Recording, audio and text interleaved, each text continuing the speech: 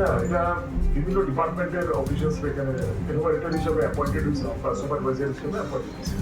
ব্লকের panchayat secretary appointed হয়েছে, অন্যান্য ডিপার্টমেন্টের স্টাফও সুপারভাইজার হিসেবে বা এনুমারেটর হিসেবে অ্যাপয়েন্টেড হয়েছে।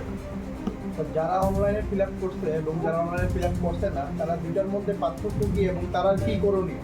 যারা অনলাইনে ফিল আপ করছে তাদেরকে তাদের একটা আইডি বা তার একটা জেনারেট হয়।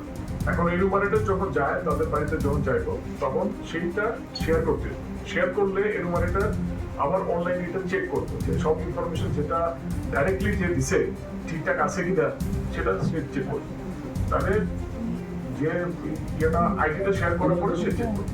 আর যারা সেলফ এনুমারেশন করছে না তাদের নতুন ভাবে করতে পারে। না, কাগজপত্র তিরিশটা কোশ্চেন আছে, সেই কোশ্চেনের অনুসারে এটা তো একটার পর একটা যখন মানে অ্যাপের মাধ্যমে যখন করবো অটোমেটিকলি একটার পর একটা তার বিল্ডিং কিরকম, রুম কয়টা, সব কোশ্চেন শুনি আছে।